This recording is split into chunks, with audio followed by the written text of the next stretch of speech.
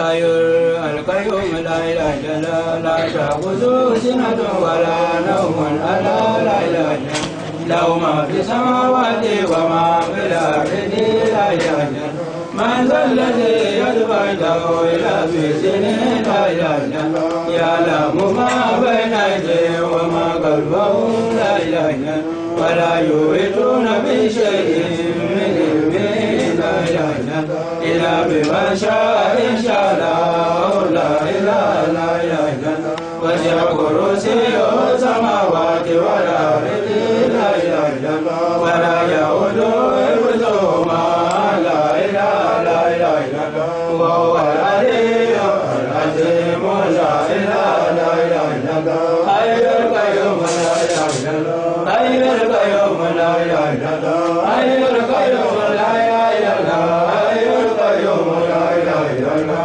اللهم صل على سيدنا محمد الفاتح لما أغلق والخاتم لما سبق ناصر الحق بالحق وعلى آله إلى صراطك المستقيم وعلى آله حق قدره ومقداره العظيم. الحمد لله. bi burkina anw fɛ yan mandi kalo tile 7 mardi le 7 avril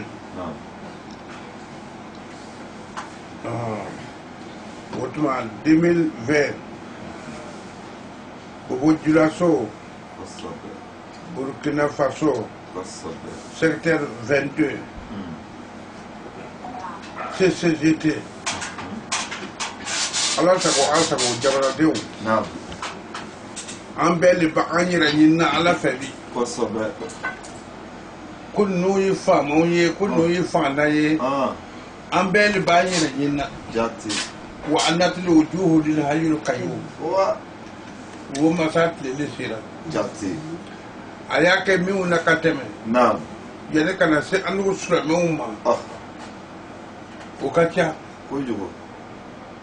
a ye minnu ta bɔnɛ jigin minnu ka tɛmɛ olu ka ca a y'a faamu wa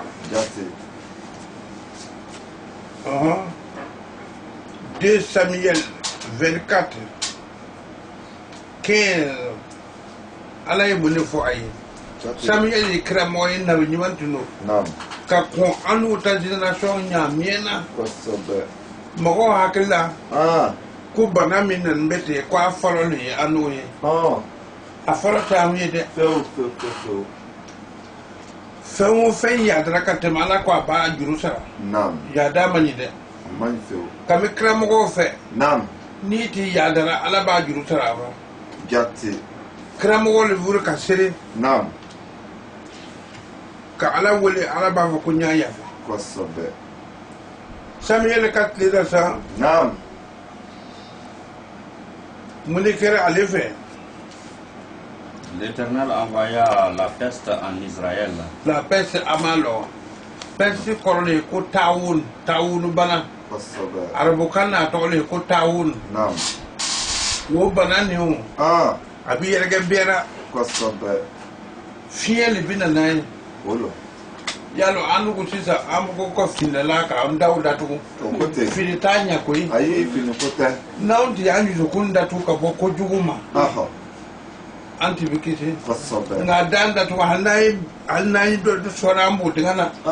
An ti kisi a ma dɛ. Fo an ka dusukun tilen de. K'a tubi ka bɔ kojugu ma n'o tɛ hali n'an y'an b'o dingɛ tu sɔsɔ a ti ɲɛ. A ti ɲɛ o t'a ɲɛ. A ye hakili to a la. Depuis le matin jusqu'au temps fixé. Samuel ka tile la. Tawuni bana nin daminɛ a la kami sɔgɔma fo ka taa se a waati basigilen ma. Et des dames à Beersheba. K'a mina den dam o ye dugu dɔ ye. Ka taa Beersheba o ye dugu dɔ ye. Il mourut 70 000 hommes parmi le peuple. 70 000 hommes a ye wali fanga mɔgɔ ɲɔgɔn k'a mina dugu 2 ni ɲɔgɔn cɛ. K'a mina waati in na a ye mɔgɔ fa k'o faga yɔrɔnin kelen tɛ an m'o ye. An y'a ye. Aw tɛ jateminɛ kɛ wa. Tumu dɔ mana bɔ samiya tuma na ibita yo billa yo na kiri ka to ka fakati o kema ba mo na vi kerate karade kamu wati sabiele katleta katleta ka ko ala kranya aha 70 000 hommes ko fa comment fa ora folo ayi comme l'ange étendait la main sur Jérusalem pour la détruire aha ala ti ya bolu sama l'ange malaka ya bolu sama yoro duma sur Jérusalem ya bolu Jérusalem pour la détruire pour que ka ki ka boy l'Éternel se répandit de ce mal ala morta yora et il dit à l'ange qui faisait périr le peuple assez retire maintenant ta main. L'ange de l'Éternel était près de l'air d'Arvna.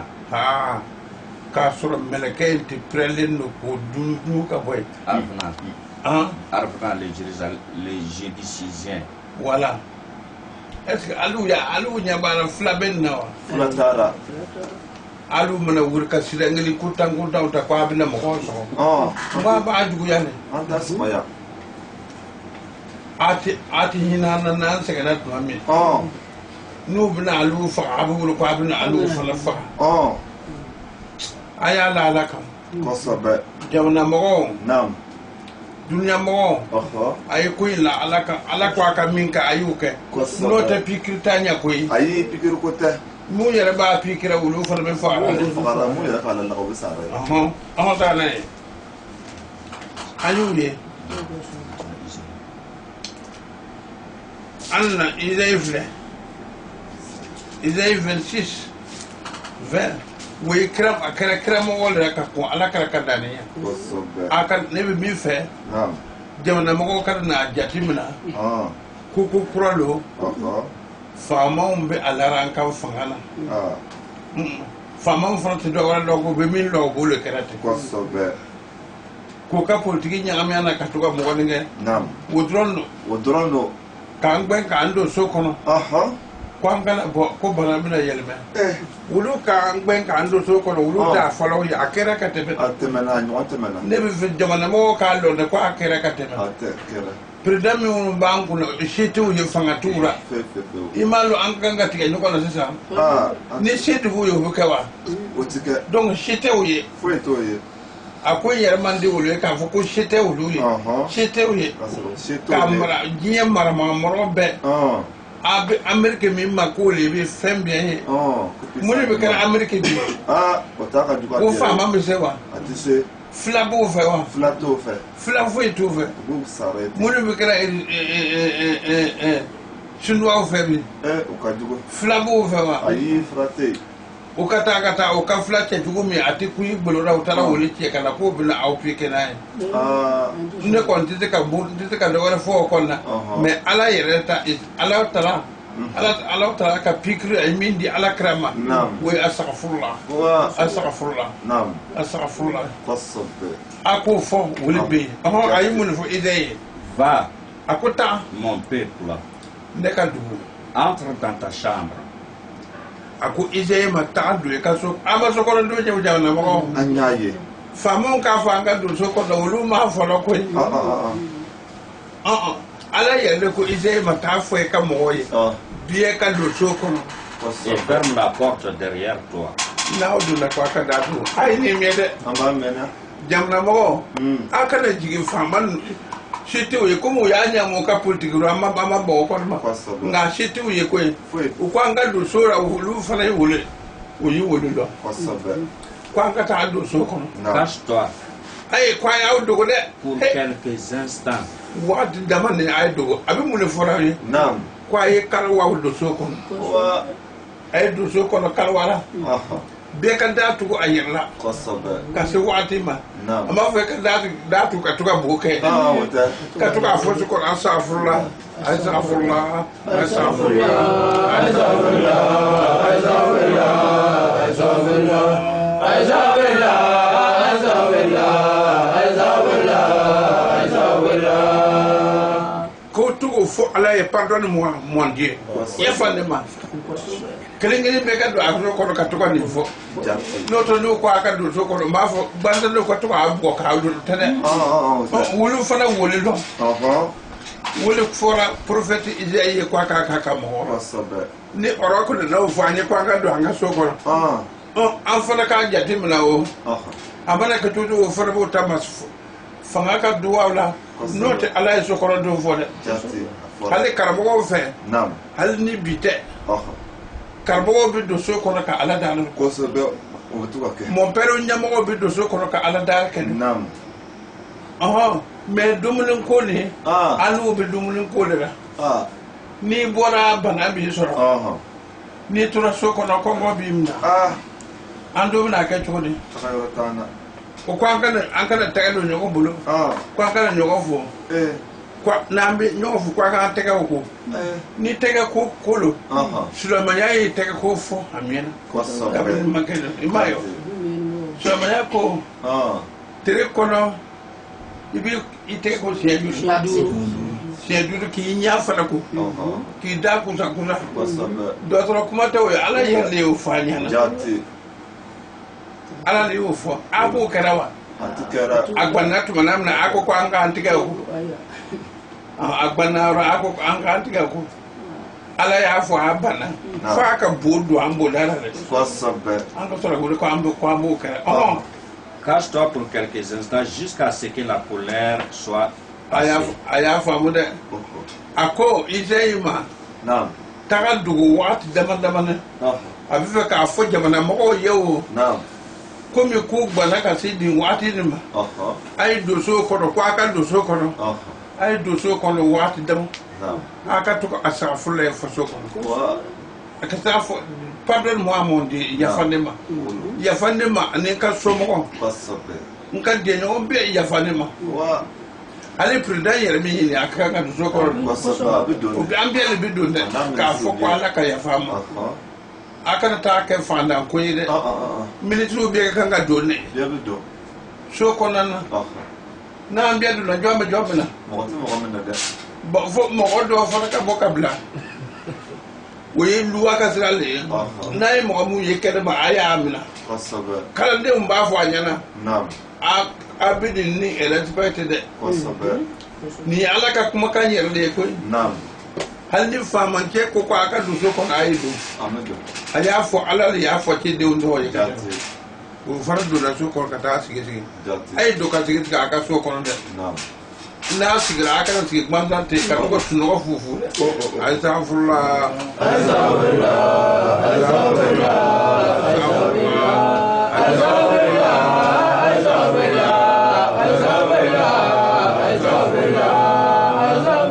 sallu ala Muhammad ibi chapele ibi isa fulla iba fo chapele akara ko sa kolo alu madraka chapele ye mon père au Kana abo kana de comment bled ko sobe akara ko adam na te do Muhammad te do de comment bled abe amena akara ko bi centre ka ta da aw yere mate abe amena mon père le Sulaiman bi ka kan akolomba ka ba ka be ka chapeleta ko sobe ka afo ala ka yafa burkina ma ala ka yafa burkina fa na ma na se tugu bi note na ya farama ka sedu situgo fa ubina nyamfe wa atinya aka ya fambi elema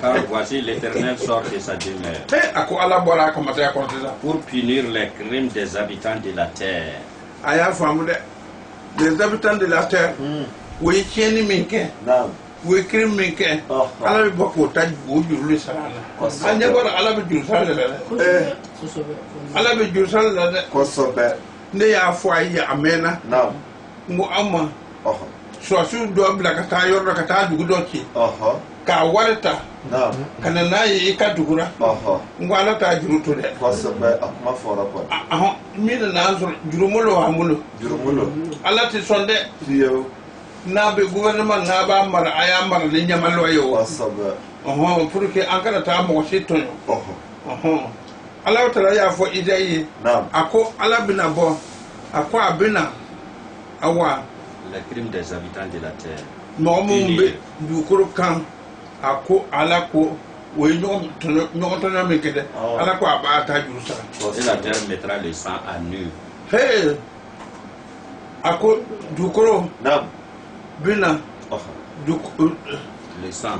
Dieu le blesse un bec. Elle ne couvrira plus les meurtres. Yaye. Ako, Alako.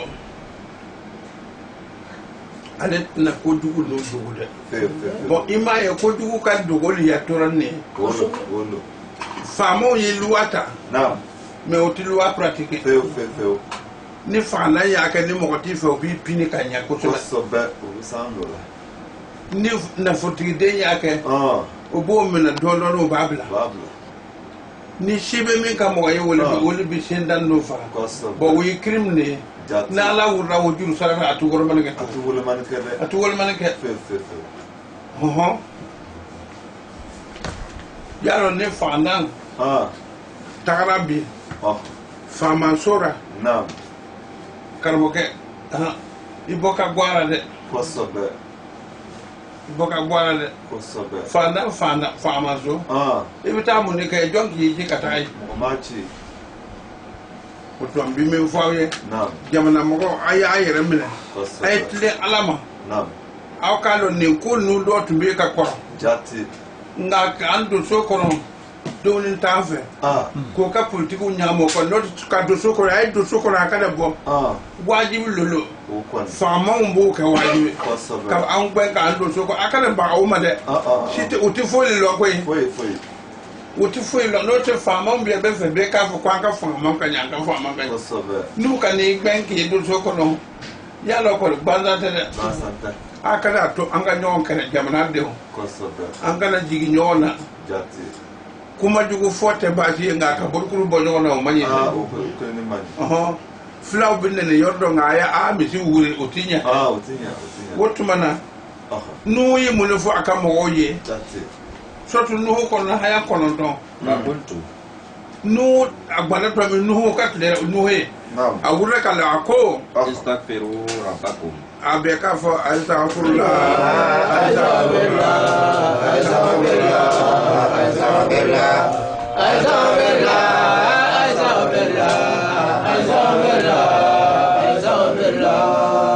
nu mo fla soro kade aka mo ma amma sai aka mo ko ne foye akwai do aya fo ala e ko ala ka yafa na nu rebe do ko fla bara mo fla le ba ni fla to bara bi wuri re wa amerika mo no se fla da fa ale ko la na mo na sa ngolu bi fa anguro le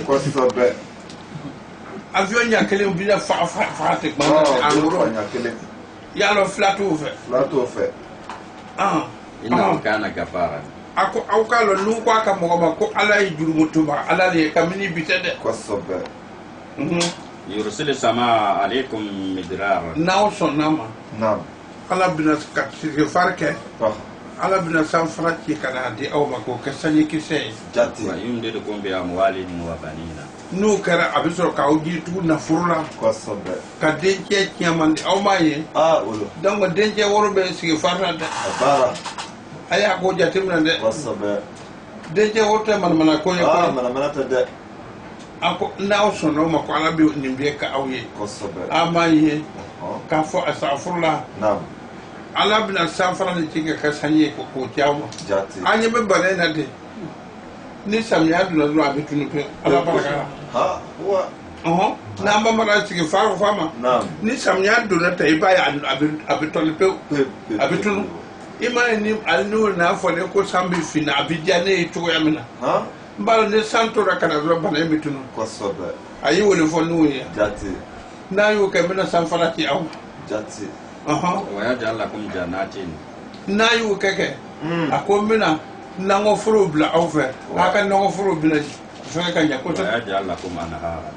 na yu ke sigi farfu asafullah na tura ko ke ako ala tala ko jiwo yo nyaw be yoro muna jiwo bi na wo yo aw fe coronal ya fo de ne jafar ma fo de nya sebe ne ka wa kri jiga ala coronal ya fo de jafar nen be mo mi na ikan nen ke fo ita ne ko ne ma fo ala kan na fo iya lo e ma fo CCGT comité culturel de la génération des trois testaments on peut comme le livre savali haya j'ai dit implorez le pardon de votre Seigneur, il est celui qui ne cesse de pardonner. Il vous enverra du ciel une pluie abondante. Il accroîtra vos richesses et le nombre de vos enfants. Il mettra à votre disposition des jardins et des ruisseaux. Surat Noé, 71e chapitre, verset 10. Mɔgɔ mun sikane bɛ a ye taa kɔrɔna da yɛrɛ a y'a fili an tɛ nkalon tigɛ CCGT tɛ nkalon tigɛ ye CCGT mana fɛn fɛn fɔ ye a sɛbɛnlen don a ye taa kɔrɔna da yɛrɛ a y'a lajɛ a na hudu fɛ o 51 a ye mun de fɔ waya kawmi hudu wura ka don a ka mɔgɔ tɛmɛ a ko ne ka mɔgɔw istaghfiru rabbakum aya anyine ati ala ka yafa o made summa tubu me na ya ke jamana mako afara na ya ke kwa hi tubi ni si far ke afo digala ndeka tiene min ka ditna nyon ka tu ndeka to nyon min ka ditna ka tu de ala yafa ne ma e ka yafa ne ma ka yafa ndi nyoma ka yafa ka jamana ma ni ma ya ko bi hina kana hina da kele ma de hina mo warawla hal ne ko bi hina da kelme bi sewa tise ngoni isara imahi me to ke mo yulu tigi tudu olulo imayo ko sifle astaghfirullah astaghfirullah astaghfirullah astaghfirullah astaghfirullah astaghfirullah astaghfirullah astaghfirullah ko la ya fama pardonne moi mon dieu amado wala faide ni wo faro do hakra ko ambe ko na ko mo ko ke sulama Allah ni Allah long ka Allah long abi sinna abi sonnima ka Allah long jarjata wule lim ni ayere ne wule sulama ayere naam do te nguju ti ko biseli foka ko sibdo do kana me ka long ko don tay joyi Allah tale yiri ni wa ne tale wule nyangam ne mboma no ay bama de biyama ko naam yursilu sama alaikum midrara imai ko du ko aka mo akon na yuke ka son ako alabna sanfara te ka ke sanke sere ka di awma wa yajidukum quwwatan ila quwwatikum aka fanga bana abido fara aka fanga ka ni i ban ma to ni bi sigi fali yereke kongo bi ne desenu na bu ke alabna do fara aka fanga ni shemin tali alabna do fara aka sheka jamana mo ay ba mare sisan ko te anyono milon kera ne bu wole forawi aw ka hakili to ala aka baraka nay atibe kidi fola kramo mo tube fola ni atna na ba ala be kuma kramo no fu kuma ne jamana mo no alo dun na kaza no ba fa ya ba tigin nan ne kwa ka boy sa alin ne bore haya nti boy wala tatawallahu mujrimina hey kwa kana akodi kaka julmut te ba o yete ay sigi farak fa kade izay ko demandez pardon à votre Seigneur puis revenez vers lui. Il enverra du ciel sur vous une pluie abondante et il ajoutera une force à votre force. Ne vous détournez pas de lui en devenant coupable. Surat Hud, 11e chapitre, verset 52.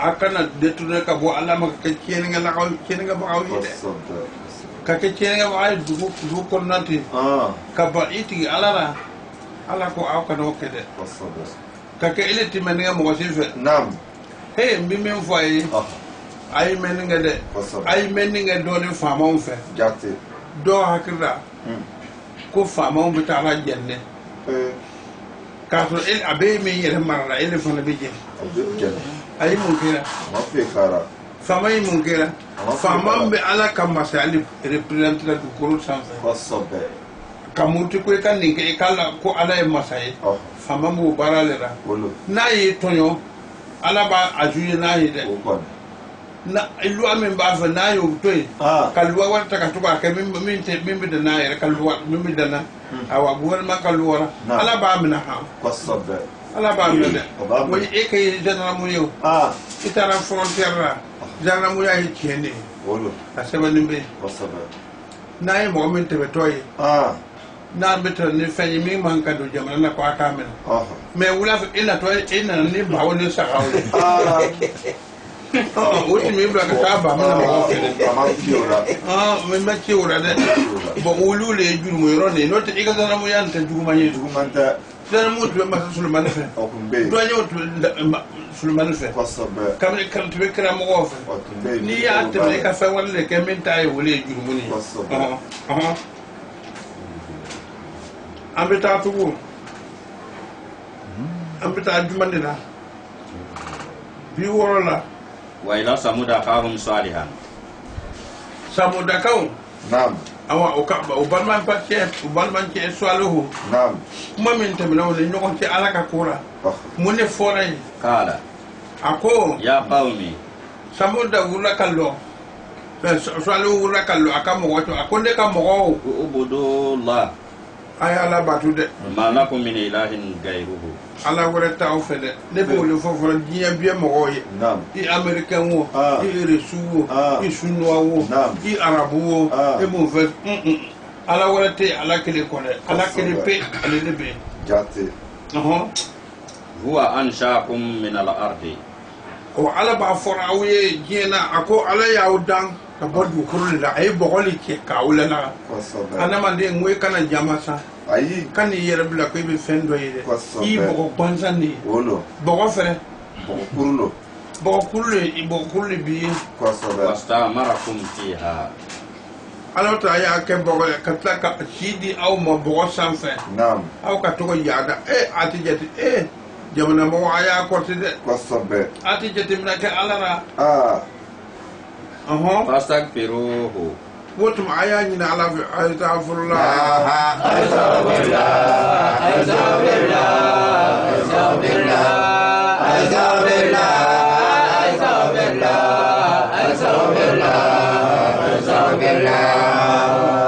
aya ni ko ala ka ya fama mo donne ya ko donne nayo ke fan ay tubi de hey français naam American na vanzu sinwaro sino abi fa fintonyo mina na ay tubi de lote na matubi banaba amabanda na matubi aw ka jetim na ko farbu kon kera fen banza on ka to ko antonyo kanka began yote atinya de no matle utiki sida fiyo aitle ina rabbi kalo nitigi karibun ala ka suru bera mujibun abi mo jabi de imaye min be kala wo fara gwen nura tita ma fa mo ta sara farfu na me o taw ka ci an taw o taw ka ca ani egzame ke o yanda o fanana ay ko fe ba kwa yanda fambira sa ya fana yanda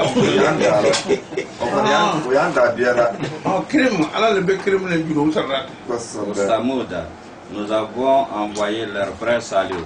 Il dit, ô mon peuple, adorez Dieu. Il n'y a de Dieu que lui. Il vous a créé de cette terre où il vous a établi.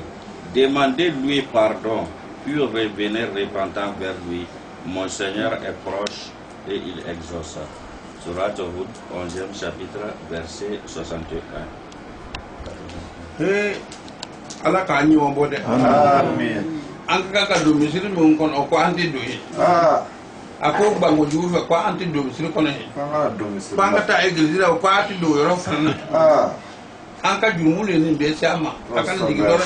Naam. An ka jurumule ke ko ju woli ni be sama. Wolo. Ele fanda ne ko ti ko nyana make. Awayi. Mangal do ne ni sentigi fana. O ti ko nyana make. Ko ju ke ba mo ofula jonta le ci sisa. Ensuite, à flasher, mais à l'état qu'a dit, t'as ça, bah, les bichés et quoi. Non. À qui ben t'as la douce qu'on imagine quand t'as allez matin à quatre qu'on a quatre pour dire le calme. Oh, à jouer la journée, c'est ça. Ah, tu vas pas faire le mal. Hey, ayani à la fin, à la caille. Mais ne peut mieux faire. Bien mon aïe femme ou femme. Ah, on y avait plus d'âme, nous n'avons pas si tu es quoi. ulu fal ba kala no ma ke nan na so mo so Kosobe. Wolo. no ulu fal so nan do no ta mo bi do so ro fe Kosobe. ko be kara tele wastaghfiru rabbakum he aya ni na atika alaka yafa aw ma de summa tubu ilayhi ay tubi ka ta'ala ma ala ani min ke antina nyon ke to ayu fode inna rabbi rahimun wadud neti gala abi hinawra wadudu kan ba ala lo ka fa ali banena to abi ne na abi kan fa ala bole rada Kosobe. Demandez pardon à votre Seigneur puis revenez repentant vers lui. Mon Seigneur est miséricordieux et aimant. 11e chapitre surat Hud, verset 90.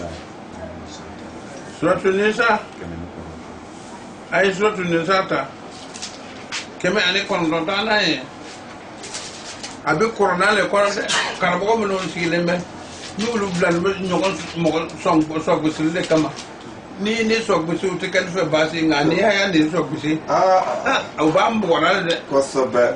o ba mbora ne ba ko an kana ka o etu mna de ibinel ni ka so go su tinya de ay ala ta mna e baraka de Wa man ya'mal su'an kunni mo yukuju aw yazlim nafsahu wal makka ayira kun tonyo summa yastaghfirullah kasi ka fo atiye alta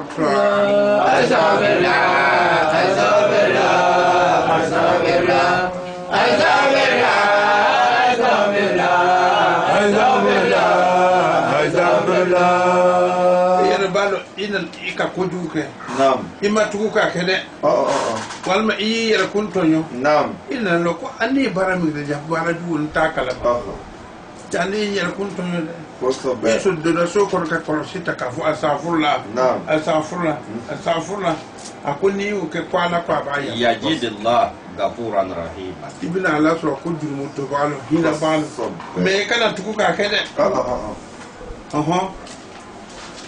ni ma tukuka ke Naam. iya ke inna lo ay ande ko min ke ja ko jugu bal Kosobe.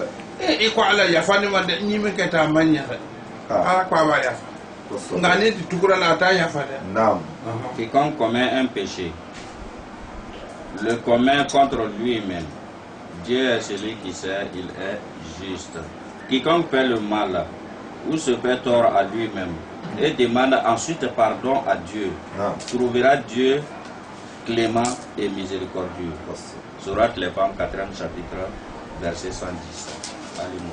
Ali Imran ayam keme ni ayam bi saba ani hayan nani ala ibulu fora qur'ana kono Wallazina ako mo gamino iza fa'alu fahishatan nu yalo wo yimi ka wulu kenen dole keta aw zalamu anfusahum ka ko yu yara kunto nyo zakarullah wa hakari digira ala rap ni men kan ni mandi ala ide ako astaghfirullah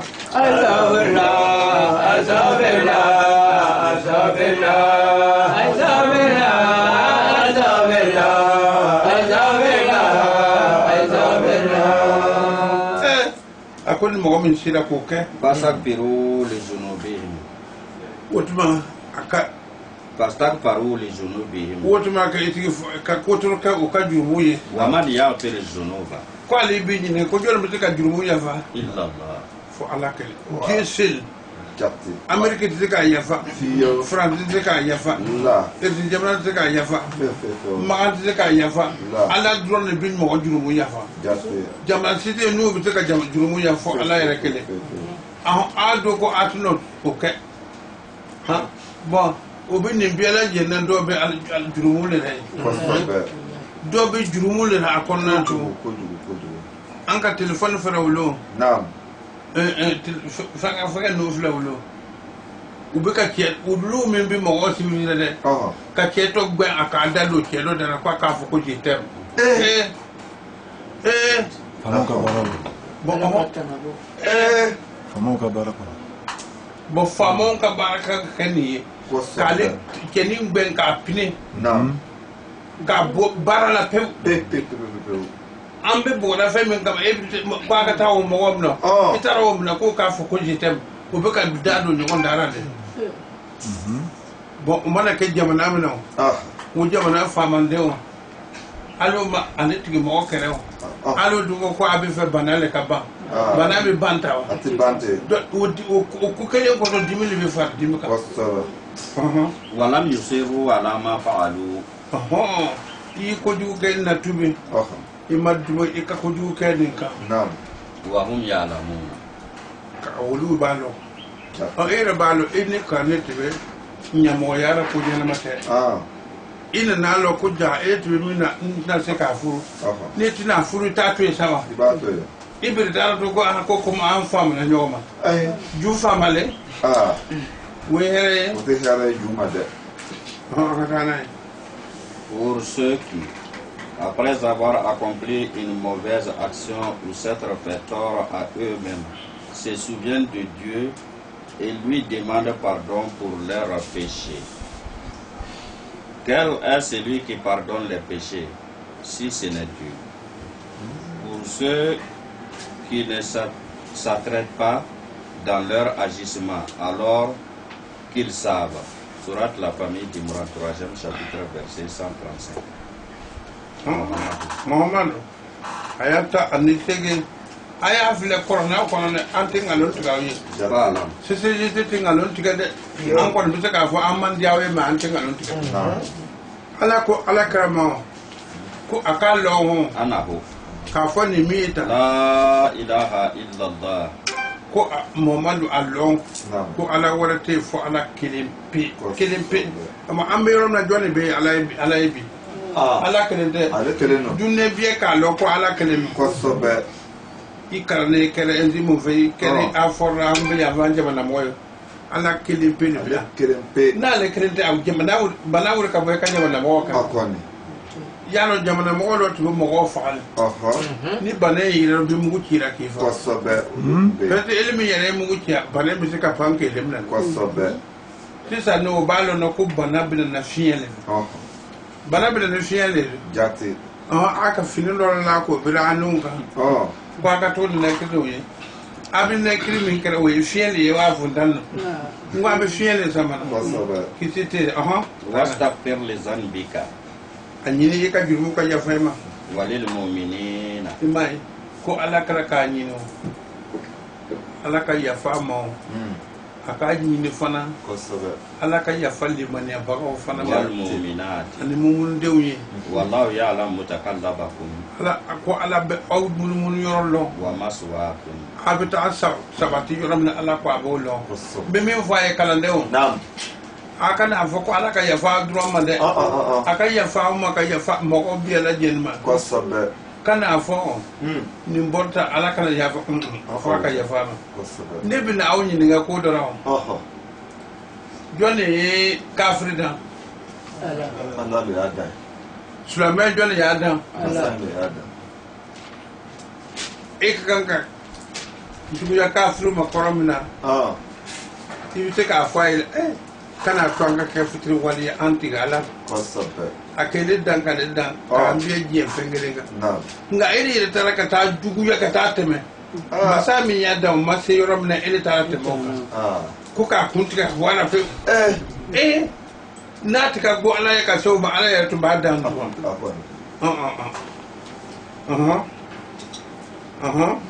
Sache qu'en vérité, il n'y a de divinité que Dieu.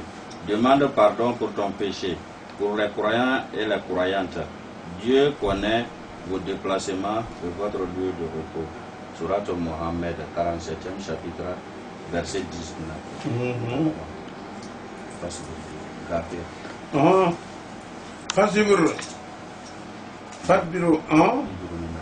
Fasbir. Inna wa'da Allahi haqqun. Alai wa'du min ki amasewa do masewa awadu do sira akuna ya kan ma bu awra amasewa asira ko anyini aya anyini alaka ya fa awmande Wastaghfir li zanbika. anyini ik alaka ya fa imai ka juma ka iya fa tuma awka anyini ala ya fa ma ala ya fa ko sobe mai nam ay ba ma wamade no te ma fla ya ara koy flawa tara ni fla tumbara farba o bala ka kunu ka bora ko sobe ikana ye o bamana ko bina do ce kana da amma Farte flalo binna na. Okay. Na ma ko sale. Wasabi bihamdi rabbika. Muhammad anyine ko Naam. bangula nyine ga yini tingala katandora. Bil ashi Soma wal ibka. soma jona bil aji wula fe. Wal ibka. Ani soma jona anyine astaghfirullah.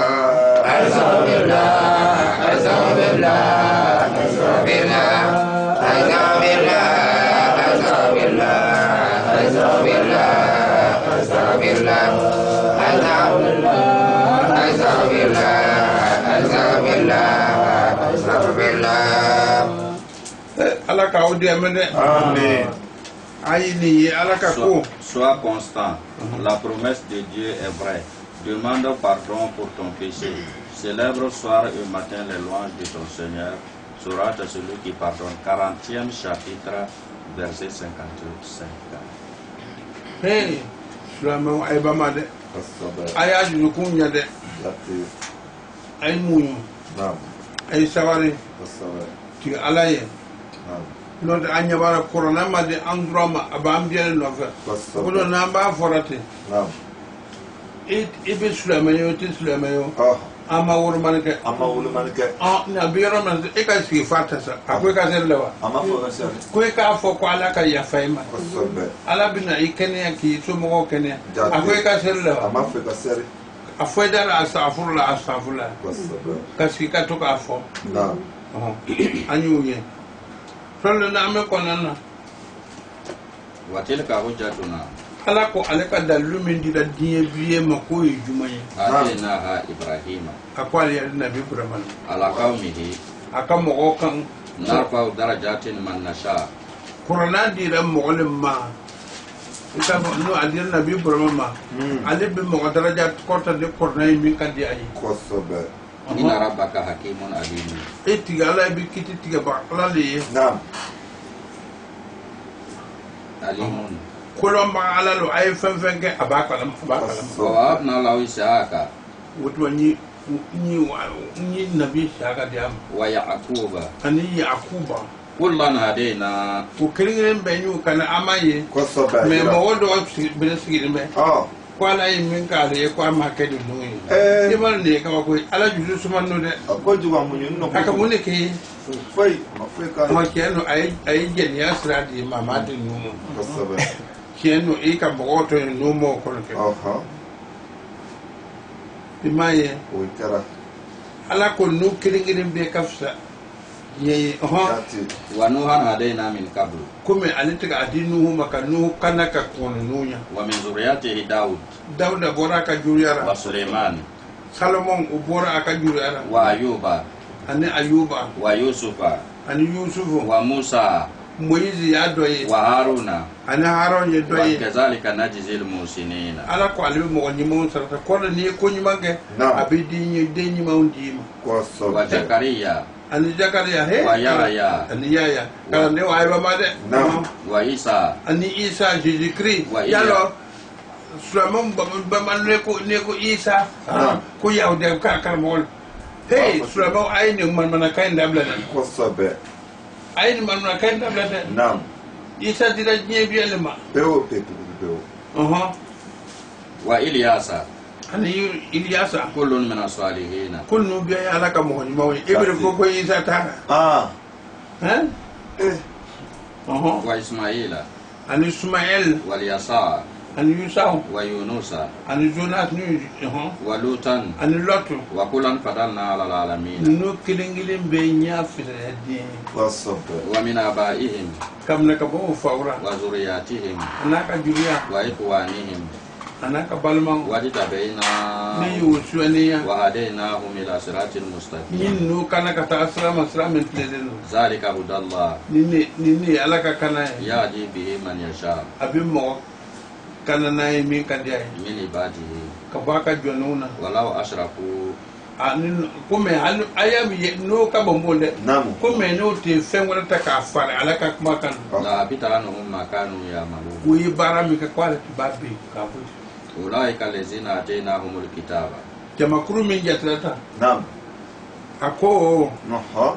ni ka kitabu di nolema. wal Asabe. hukma Ani kiti ka toya. wan nubuwata hanin na yo ya dila nolima فإن يكفر بها هؤلاء awa mama lebni kam ko bona nu ka frera kumaina فقد وكلنا بها قوما wa neti yadi mo mu makako ليسوا بها بكافرين ulu makafri na ulu to fora yiti أولئك الذين هدى الله ulu le mo ya ala mo mu kana فبهداهم اقتدوا ko ala kra kala digi nu kala digi to yali ay ni fam abu famuna alo bana do ya ko li tanta moy li kete li teslemen ala do yo be jati e ka korana ko e ko mi teslemen be be yidi nu be muyi nu be o bebe ka e ka korana ko na jati e be ko slemen ne slemen ta ala ba jati fiyo e be ko no ka te mala kan la ay fara ñoo to ñoo jamana mo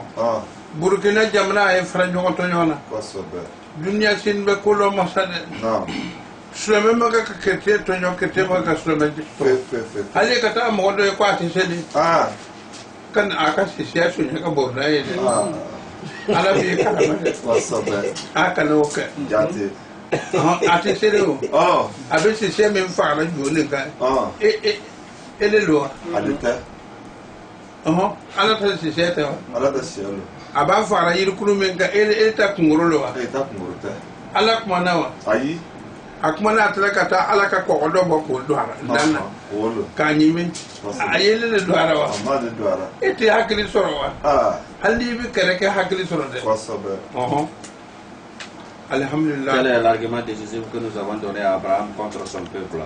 Nous élevons les rangs de qui nous voulons. Ton Seigneur est juste et il est celui qui sait. Nous lui avons donné Isaac et Jacob. Nous les avons tous dirigés. Nous avions auparavant dirigé Noé et parmi ses descendants, David, Salomon, Job, Joseph, Moïse, Aaron. Nous récompensons ainsi ceux qui font le bien. Zacharie, Jean, Jésus, Élie. Ils étaient tous au nombre des justes. Ismaël, Élisée, Jonas et Lot. Nous avons préféré chacun d'entre eux au monde, ainsi que plusieurs de leurs ancêtres et de leurs descendants et de leurs frères. Nous les avons choisis et nous les avons guidés sur une voie droite. Voilà la direction de Dieu. Il dirige qui il veut parmi ses serviteurs.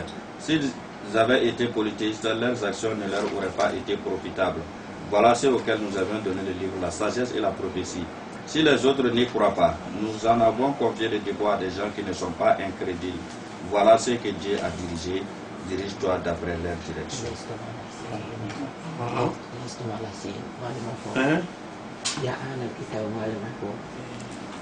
Ya hala kita.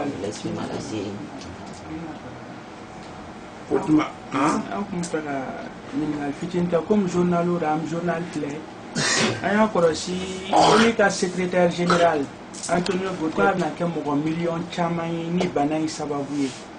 Olu y'o fɔ bon an dun ɲɛ b'ara journal kɔnɔ mɔgɔ min sara bana nin na a sera mɔgɔ 7,000 ma Faransi, Italie mɔgɔ 14,000 ye, Amérique fana sera mɔgɔ 7,000 ma mais mɔgɔ 200,000 le bana nin na Amérique kɔnɔ.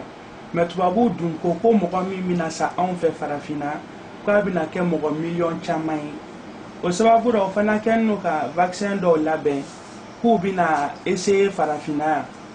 Farafina dugu dɔw sɔnna an ye Congo ka médecin dɔ ye ale ko k'olu ka dugu sɔnna ko tubabu ka na vaccin essayer an olu fɛ ye.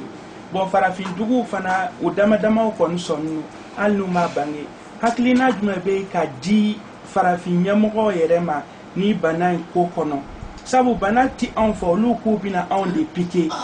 Anw minnu ma bana olu k'u bɛna anw piquer. Olu bana n'u o m'u yɛrɛ piquer. Hakilina jumɛn bɛ yen sisan ka di farafindenw farafin ɲɛmɔgɔw ma u bɛ se ka bana in kunbɛn cogo min na ka jɔ u ka pilasiw la? Farafin ɲɛmɔgɔ tubabu ka nin kuma nin ko mɔgɔ hakɛ de bɛna sa farafinna kabini bana in ma na o y'a labɛn ko farafin bɛna faga ko ti y'u labɛn an kama le koyi ko farafin bɛna faga. Ni bon farafin ɲɛmɔgɔ ninnu hali bi ala k'an kisi nalimanya ma ka an kisi hasidiya ma n'o tɛ i tɛ se dɔ wɛrɛ nin tɛ kɛ n dugu la i bɛ se o kɔnɔ amma wata lu war ko mi yami ma abili el maka ke wulul dara Kosobe. na ya sur ala tibi fa dan la blate Naam. l'Afrique est bénie Oui. ko be Afrique da Kojugo. dara tibi fa dan la blate Parafin lablate. saya tibi ka nu tali Kosobe. mais atikai Natikeya. atikai Fio. not ka fo fa fi bena sa wuyu labe amiena le Kosobe. ni tete ali fa ba ni labe da ka kompana yere nya Jate. banan nan na tita ka so ka fa sel labe ka anga fama nalman no fle Kosobe. minu nalule no ko so fo ka dala ma ya shi be wo lo no ka o tara wulu na fo ko ka de na me to wa de Jate. Bulu ka banato bu ka banato le so kana folo ke o to ai lulu kenera bi so kana ngi ai amata be o tam wulu tam mo fa ka ma Ko na nu le fakale. ko na nu le fa ya Natikeya. ali ble Hallelujah, hallelujah, hallelujah, hallelujah, hallelujah,